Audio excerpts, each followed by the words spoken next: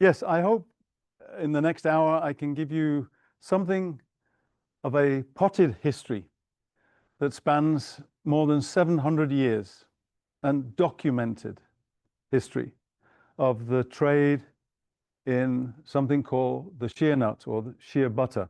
Now, do any of you know the shea nut? There's some faces that are clearly showing. Do you know what the shea tree looks like?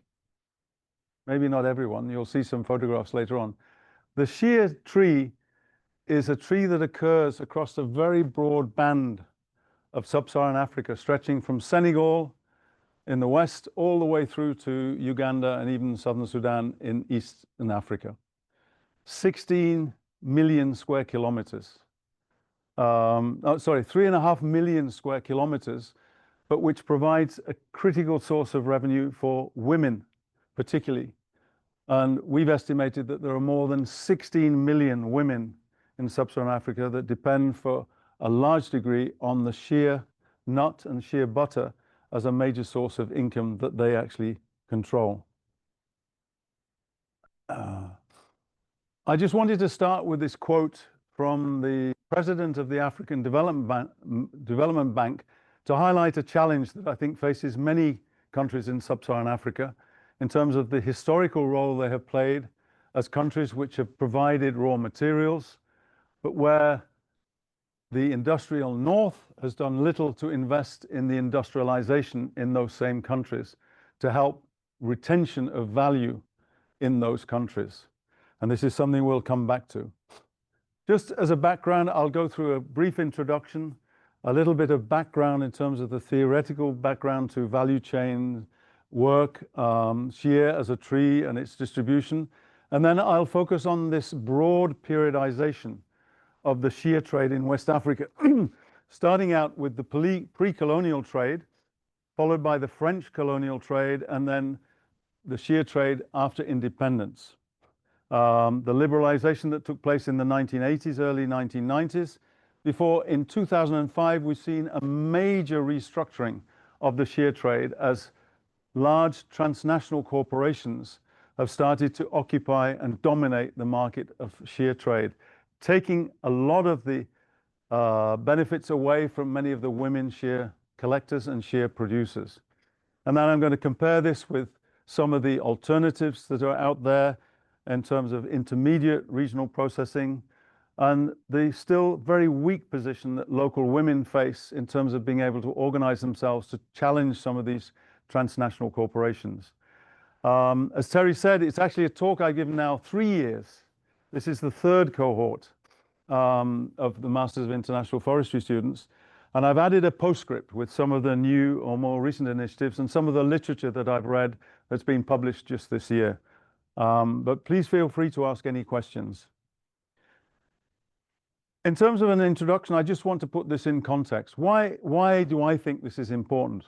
One is because the very typical, what are called agroforestry parklands, which distinguish particularly West Africa, are being quite seriously degraded, particularly in West Africa. And the data we have from Burkina Faso, on which this study is largely based, something like a 17.5% decline in forest cover between 1990 and 2010.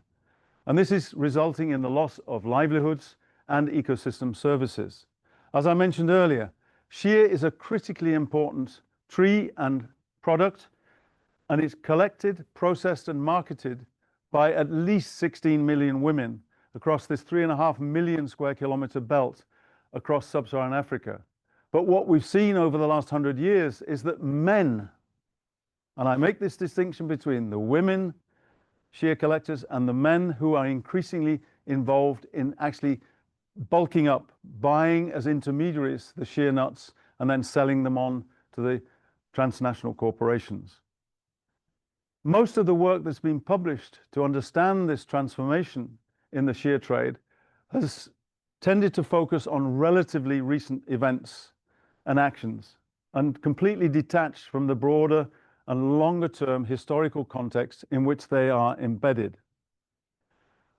And this study is based on 2 articles that were published in the International Forestry Review on a broad periodization that used extensive archival resources from both northern Ghana and from Burkina Faso, literature reviews, key informant interviews, a national Shea forum that CIFOR ICRAF co-hosted with the Ministry of Environment in Ouagadougou, and then specific case studies on a national alliance called the Table Filière Carité, which brings together all the producers in the country, and then another case study that specifically looked at the impacts of COVID-19 pandemic on Shea value chains. And all these are documented in the list of references at the end of the presentation. Now, a little bit of theoretical background in terms of the research that's been done since the 1990s on what are sometimes called global commodity chains or global value chains. And this is seminal work, particularly by Gerefi and Kozłowski, which has divided essentially the world of global commodity chains into four typical cases: buyer-driven chains, bilateral oligopolies, traditional markets, and producer-driven chains. And I've given you some examples of the typical commodities that fit within each of those. And there's literature if you're interested in finding out more about global commodity chains. One of the distinguishing features of the shea nuts is that it's a traditional market, distinguished by there being very few public standards that regulate the trade. So quite different from, say, for example, the trade in banana or horticultural products like green beans that are imported into Canada from Kenya or other parts of the world, or coffee and cocoa. But one of the reasons that I moved away from this global commodity chain approach was that much of the recent work has tended to focus on quality regulation, restructuring processes, standard setting, upgrading, and the institutional rules of the game. And in my view, they lost sight in that process and that evolution of global commodity chain of that critical historical dimension. And that's why we've seen the emergence in probably the last 2 or 3 years of a new framework that is referred to as global production networks, which in contrast emphasize much more the multi-scalar dynamics of globalization processes, particularly in terms of the embeddedness of these global networks in national, regional, and local contexts. And what I've found with the shea trade in West Africa is that the globalized economy, which we now know because of this importance of the shea in global trade, has been forged out of very distinctive local experiences of cultivation, production, and regional circuits of trade. And for those of you who are originally from West Africa, I don't know who's from West Africa. There must be at least 4 or 5. You're probably all familiar with the fact that one of the distinguishing features in West Africa is what are called the periodic market system. Every 3 days, in some countries it may be every 3 or 4 days, there is a local market. And this was one of the reasons why during British colonial rule in Ghana and French colonial rule in Burkina Faso, women were active agents in adapting to the fact that their men, their husbands, were often taken away as sources of labor to support colonial processes in building roads, ports, bridges, you name it, in other parts of the colony, leaving women as heads of household, but with much reduced labor. And shea butter and shea nuts was one of the key commodities that actually helped women adapt to that new circumstance by being able to harvest the shea nuts, semi-process them, and then continue to process them every 3 days to sell them in local markets, so they had a sustainable source of income to support their families, something which has been completely overlooked in a lot of the published literature. In terms of shea, this is a shea tree, a typical shea tree in a farm in Burkina Faso, where it is grown very often with other crops, which might include sorghum, might include maize, groundnuts, and many other crops. But what distinguishes the shea partlets is that in most countries, these are part of subsistence economies.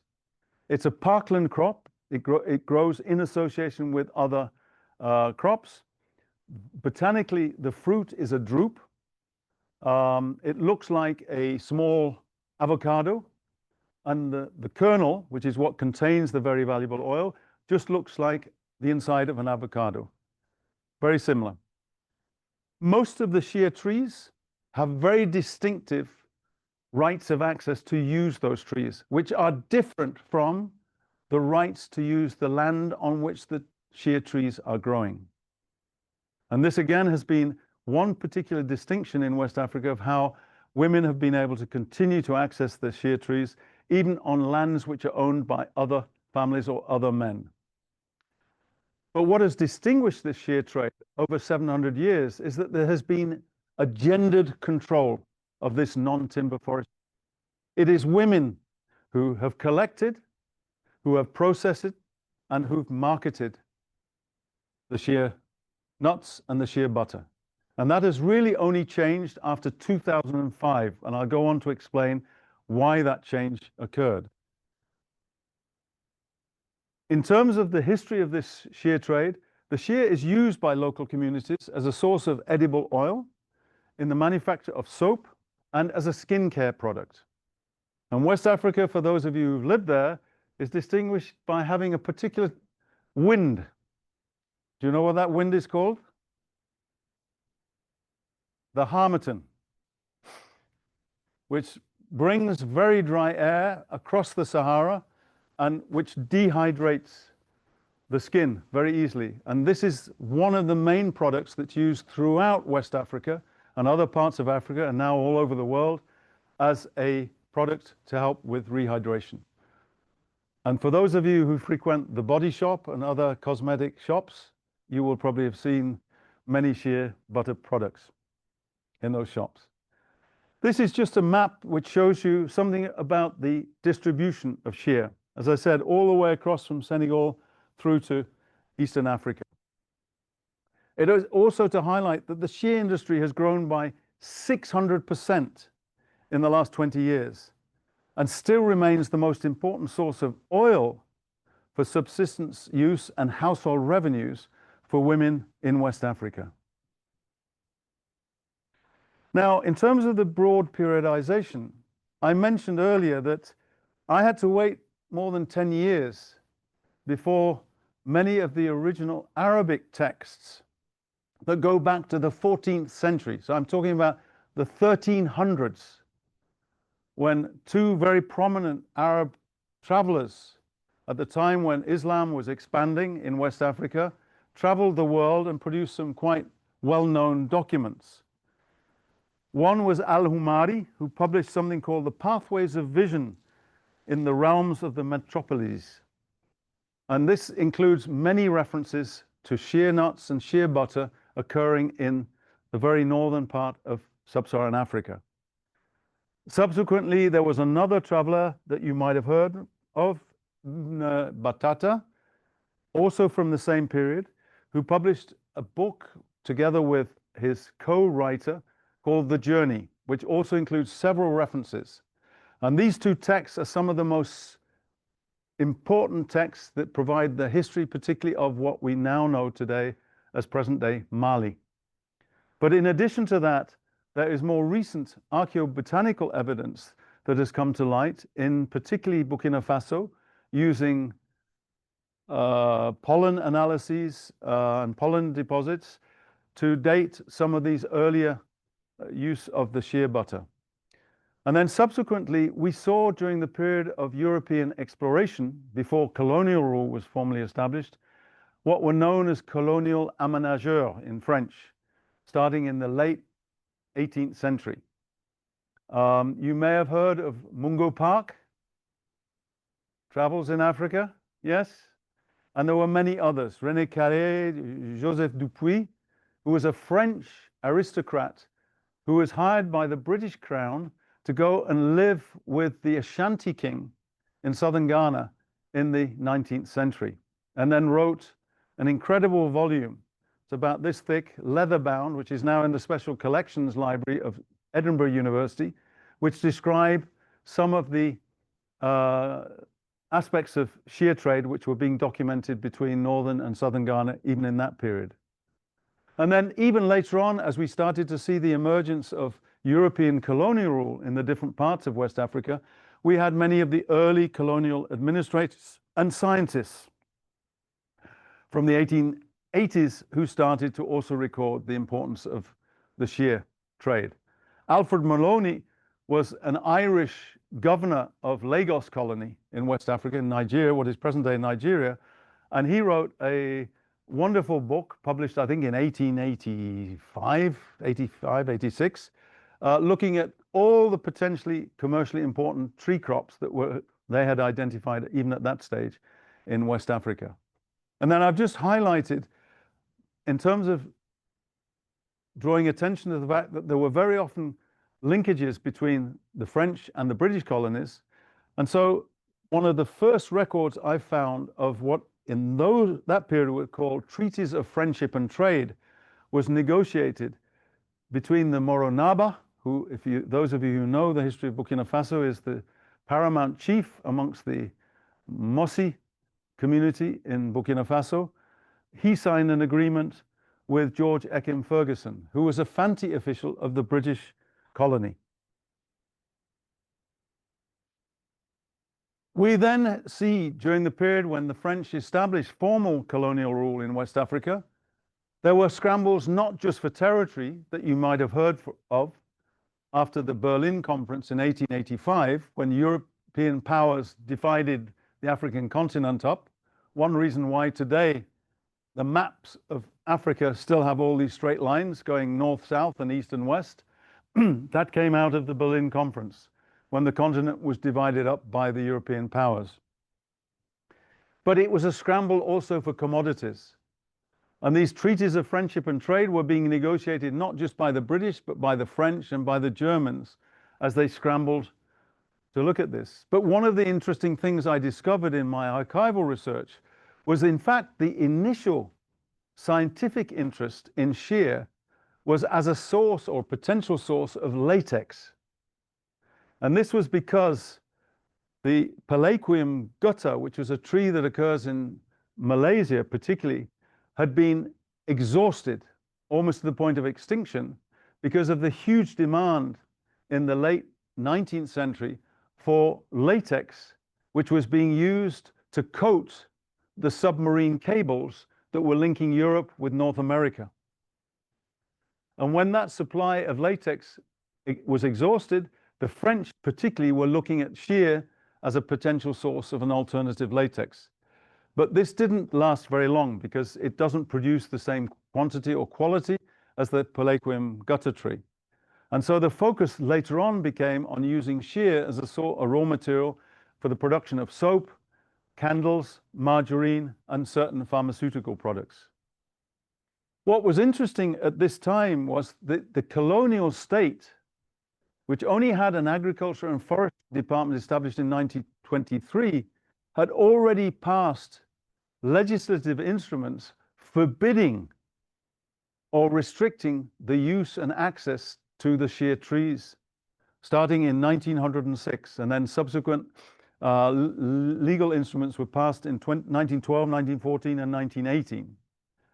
And then Haute-Volta, as a colony of the French Empire in West Africa, what was called the Gouvernement Général de l'Afrique Occidentale Française, which, unlike the British, they had federations of colonies, one in West Africa and one in Central Africa, what was called the Gouvernement Général de l'Afrique Équatoriale Française. So Haute-Volta was established in 1919.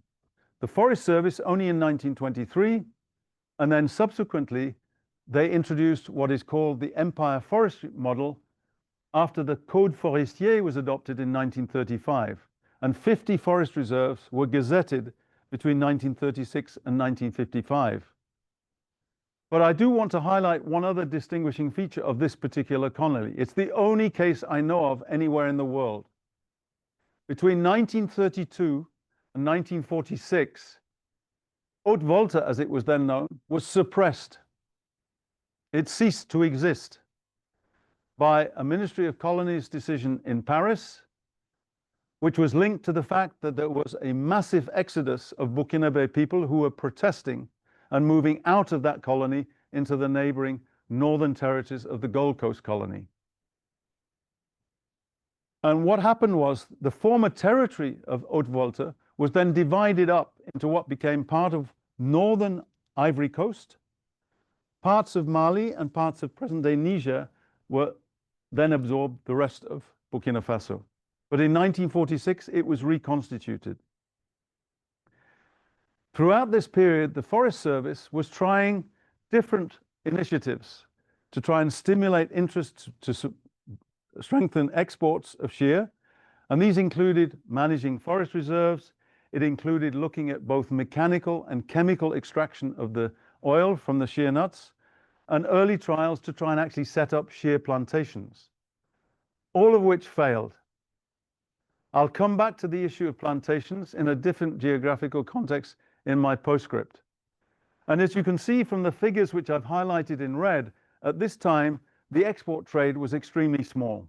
Something like 25 tons in 1910, which grew to 240 tons in the year later. And by 1937, 8,500 tons of shea nuts and almost 3,000 tons of shea butter.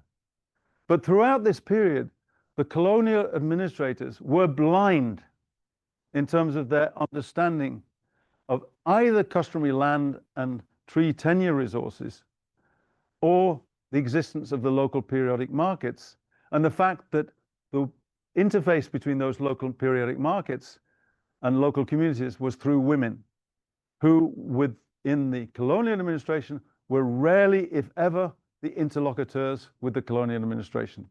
They spoke to male chiefs and nobody else. We also saw during this period of colonization several attempts by colonial trading firms and then subsequently some investments to try and industrialize the shea production in the country as a source of oil. The first oilseed extraction factory was established in 1928 in the south, and then others in the 1940s. And then again, something that I found extraordinary from my archival research was later on, an additional factory was established in Boromo, which is in central Burkina Faso, as part of a heavily subsidized colonial petroleum project, which was trying to use shea to produce biofuels between 1950 and 1953, before that company was then liquidated in 1956. So it had a very short period of life. And there were a number of reasons why, throughout this French colonial period, the production and supply of shea kernels and shea butter remained central to servicing the needs of Burkinabe and West African consumers throughout this colonial period. This was partly because of the origins of what was called the Volta-Bani War between 1915 and 1917, which was replaced by persistent migration into the British protectorate of the Northern Territories of the Gold Coast colony, as a form of protest by local Burkinabe communities to avoid the cumulative burdens of capitation tax, forced labor, military conscription, corporal punishment, and restrictive forest policies. And the best estimates that I've come to learn about suggest that almost a third of the population of the country at the time moved into the neighboring British protectorate. And again, just as a little bit of background, is anyone from Ghana? No. Ghana is a single sovereign state, but it was actually administered as 3 separate colonies: the Gold Coast colony, Ashanti colony, and the protectorate of the Northern Territories of the Gold Coast colony. And each of those experiences with British colonial rule was very, very different. And that's something I really want to emphasize very much. But ultimately, the shea production was still managed and controlled by the women in Burkina Faso to supply their own needs and to supply local periodic markets. It hadn't yet emerged as a global commodity. After independence, however, we started to see some changes. One of those early changes was there was a significant growth for the first 20 years after independence in terms of the attempts by the newly independent state of what became known as Burkina Faso to introduce state regulation to try and control the shea trade. And this was by setting up a parastatal marketing board, and the introduction of new price stabilization mechanisms, which authorized a limited number of traders, of whom 15 exported quite large quantities. At this time, a technology had been developed originally in the Philippines with coconut oil, led to the development of what are now called cocoa butter equivalents, CBEs. And this is ultimately what has transformed the market and the marketing of shea, because the big demand and the growth in the trade of shea nut is because you can now substitute up to 5% of cocoa butter used in chocolate manufacturing and confectionery with cocoa butter equivalents and still call it chocolate.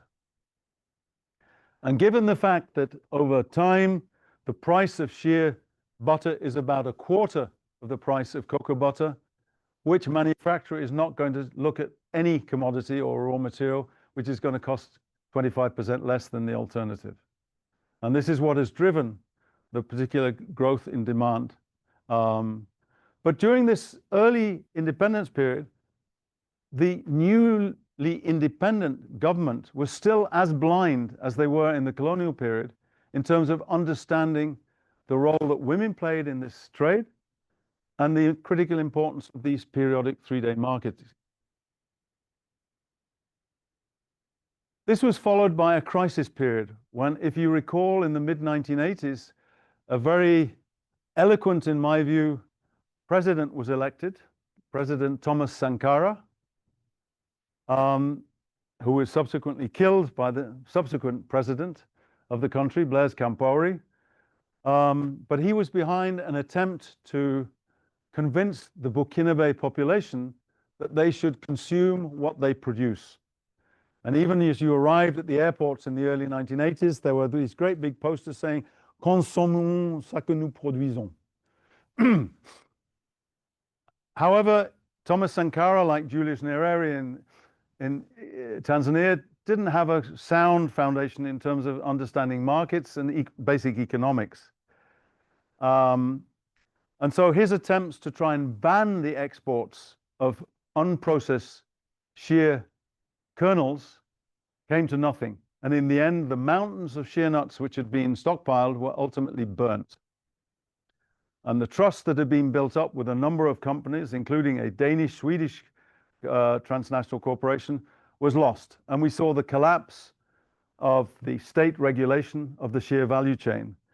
6 years before the then World Bank introduced structural adjustment programs were introduced in the early 1990s. And at this stage, shea nut exports had reached something like 50,000. So it had increased significantly from the 8,000 tons I talked about in the late 1930s. But the critical change occurred probably after around 2005. And as I mentioned, this was driven by one particularly important factor. And that was the demand for confectionery products in BRICS countries, Brazil, Russia, India, China, and South Africa, which, unlike many of the Western countries in Europe, had not yet satiated their appetite for chocolate and confectionery products. And this was what was driving the particularly important growth in the demand and the sourcing of shea as one of these cocoa butter equivalents. However, in terms of the marketing in Burkina Faso, this was still being controlled by an oligarchy of wholesalers in Bobo Dioulasso, which is the second largest town in southern Burkina, who had existed throughout the colonial period. But ultimately, even though we've seen this massive increase in the amount that is traded, which reached 350,000, 7 times the figure I quoted from 1994 in 2008, we've seen the progressive hollowing out of the role of the state in terms of regulating this trade, particularly after liberalization. In addition, what astonished me when I started to do more research on this, the first and only national shea strategy for this country was only adopted in 2015. And that was with support from the World Trade Organization under the auspices of the Ministry of Commerce, Industry and Artisans.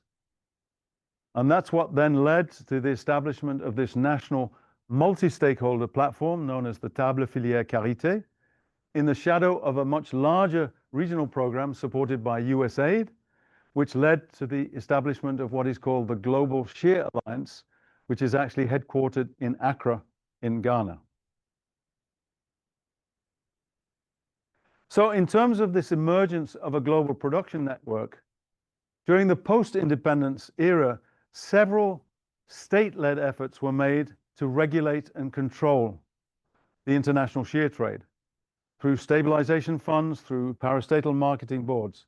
But these were all abandoned after 1984, when cocoa prices collapsed, exacerbated by the attempts by Thomas Sankara to try and restrict the export of unprocessed shea kernels. This has not fundamentally changed since. The vast majority of shea nuts are still exported as unprocessed nuts in Burkina Faso. One of the other changes that has taken place in this period after 2005 is that many of those transnational corporations formerly used to exist only outside of the country at the ports along the West African coastline, in Lomé, in Tema, in Ghana. But after 2005, they all set up operational bases and became much more involved in the accessing and marketing of the shea kernels themselves in the country. One other change we've seen in this period after 2005 is that women shea producers have again demonstrated their important role as agents of change by responding to new market opportunities, particularly in terms of the demand for organic, handcrafted shea butter, for which there is a quite important premium that those, particularly in the cosmetics industry, are willing to pay. Sadly, however, that filament of the shea value chain represents only about 10% of the total volume that is traded. 90% of it is still going into the other filament, which is for the confectionery industry. So this is a diagrammatic representation from the paper, one of the papers that was published, just to give you some idea of the complexity of this global production network. But I want you to remember one important fact. 50% of the shea production is still to meet local subsistence needs. So it's only 50% of the shea nuts which are being harvested, which are actually being sold as shea nuts or processed into shea butter for export. And with this dominant place that the confectionery industry. How many of you have eaten a Kit Kat? How many of you have eaten a Twix? How many of you have eaten a Mars bar?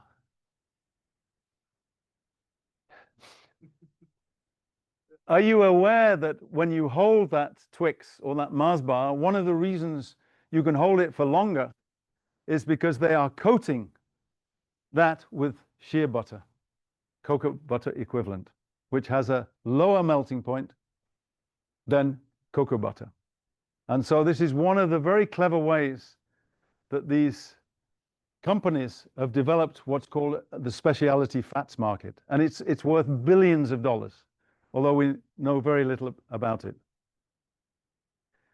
Nevertheless, in a country like Burkina Faso, one of the poorest countries in the world, the majority of the shea exports over the last 60 years are still as unprocessed shea kernels.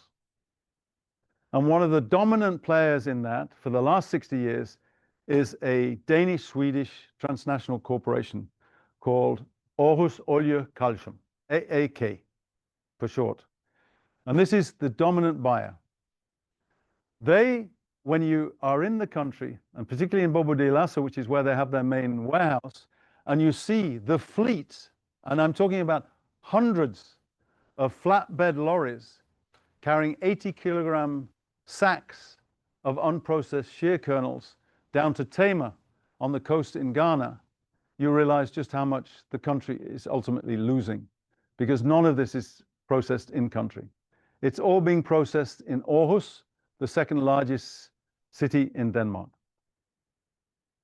And that has not changed fundamentally in 60 years. And it reflects, in a much broader context, the dominance of, I don't know, are you aware of what are called the ABCD agribusinesses? Have you covered this in the course yet?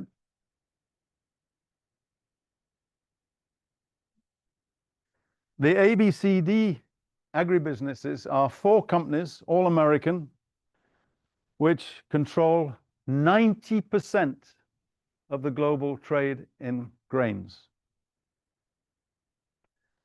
Archer Daniels Midland is the A, which was set up in Chicago in 1902. The B is Bunge Limited, which was set up in 1818, also in the US. Cargill is probably the one company that many of you may have heard of, which was set up in 1865, and it has an annual turnover of over $165 billion. And that was set up in 1865. And the D is Louis Dreyfus Company. Those 4 companies dominate, and they also have now a dominant or increasingly dominant role in the specialty fats market. One of the reasons for that is that Bunge, the B in the ABCD, had up until 15 years ago never been involved in the oils and fats industry. But they bought out an old British company called Lotus Crocklin, so that it became part of them Bunge Limited, and have now entered as one of the key players in the specialty fats market. AAK is one of the dominant players when it comes to purchasing of shea, but they're also involved in palm oil in Indonesia. There's a company called United Plantations in central Kalimantan, which is behind that. And they still control much of this business. So it's not just grains, it's also oils. So what are the alternatives to this? And I've just wanted to highlight one smaller company, but which represents some sort of intermediary stage. And that is a company called Shea, which was set up with support with IFC alone. And they managed to refurbish a defunct shea crushing facility, which now aims to process 30,000 tons of shea kernels a year to produce about 13,000 tons of shea butter with projected revenues. This represents an opportunity for perhaps up to 125,000 individual shea women producers to actually benefit with better prices for their products. In addition, with the structure and organization Shea has set up, they can also benefit from improved access to health insurance, training, and access to savings groups through support from international businesses. And Siala Simbala, who's the managing director of Shea, used to be the president of the Global Shea Alliance that I referred to earlier, based in Accra, Ghana. But where does this leave local women shea producers? Where, as I've said, have this rich 700-year history dependent on local periodic markets and regional and global trade, but who've also been impacted because of COVID-19 pandemic, and more recently, the insecurity, which has come to affect particularly Mali, Burkina Faso, and now Niger and northern Ghana.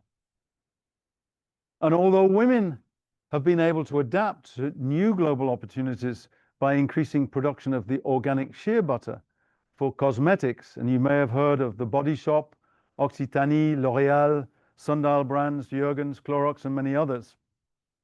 But the volumes that they're trading are so small that they're never really going to be able to take on some of these large transnational corporations.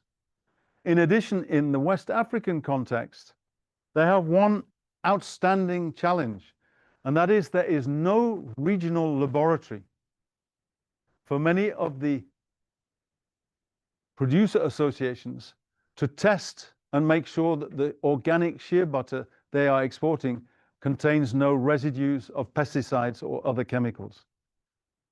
So some of the women's groups that I've worked with in Bobadilla, They are using DHL to send samples to Germany, who then send back the results of their tests by DHL at great expense, and it reduces the profit margins for the women to be able to say they have organic shea butter, which is free of any agricultural pesticide residues. One other opportunity that people have talked about is something you may have touched on in the course, which is the new African Continental Free Trade Agreement, which, has been, the African Union has talked about this in terms of this $1 trillion opportunity in terms of an investment framework, but which has hugely complex regulations vis-a-vis tariffs for imports and exports of any commodity, whether it's shea or shea butter, and which vary across countries. And there's a huge amount of effort that is needed to actually improve market literacy for women shea producer groups, to actually enable them to be able to access these sorts of new markets. So before I conclude, I just want to highlight a number of distinguishing features of the shea value chain. It is an atypical agri-food chain. There are no shea plantations, even though there have been commitments, particularly from the Ghanaian government, to try and plant again. Throughout the colonial period and post-independence era, all the attempts to establish shea plantations basically failed. It's a tree crop which fits neither neatly in the agricultural sector nor neatly in the forestry sector. It straddles the two. And it is distinguished by the very complex tree tenure rights, quite distinct from the rights to land. It's distinguished, like many fruit crops, even in Europe, by interannual variability in production, often linked to climatic variability. There are high transaction costs associated with the atomicity of the supply. You have hundreds, if not thousands, of producers scattered over very large landscapes, over long distances, with poor access, weak organization of shea collectors, although this is changing.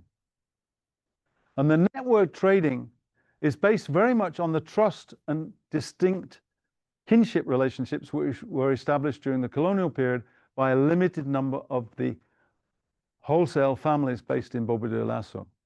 And they continue to maintain a very strong control in terms of the knowledge that they have, in terms of local units of sale. And lastly, shea is invisible to consumers. I don't know, for those of you who use shea butter, in the cosmetics filament, they still refer to shea as butyrospermum, which is the old botanical name, even though the botanists, when they do their button sorting, and they call it a blue button now, and tomorrow they'll call it a red button, they've renamed it Vitellaria paradoxa. But in the cosmetics trade, they still refer to the old botanical name. But this is changing. The EU now requires labeling that gives recognition to this. So this is something which is evolving. So in terms of some concluding remarks, I've tried to present you some of the historical evidence which indicates there is a widespread and centuries-old exchange of shea kernels and shea butter by women in periodic local markets and on a regional scale with the densely populated West African littoral, the coastal part of West Africa. Women producers have adapted to new global opportunities by increasing production of organic shea butter for the cosmetics filament, but this still represents a very small proportion of all exports. Emerging social differentiation is occurring among shea collector traders who specialize just on bulking up and trading, as distinct from the larger number of dedicated and diversified collectors. And this is in a recent paper published by Questio and Puglio at the University of Copenhagen. But the dominant players are still the transnational corporations, such as AAK from Denmark, Sweden, which continue to dominate exports of unprocessed shea kernels for the chocolate and confectionery fats filament. They have capital, technical expertise in processing, transport infrastructure, and access to new markets. And on this point, one of the interesting things in terms of developments by AAK and their own research is they are seeing quite phenomenal increase in the trends of using plant-based sources of protein, and where the shea butter is playing a role in that. I can now buy shea butter burgers in Copenhagen. Don't recommend them, but you can buy them.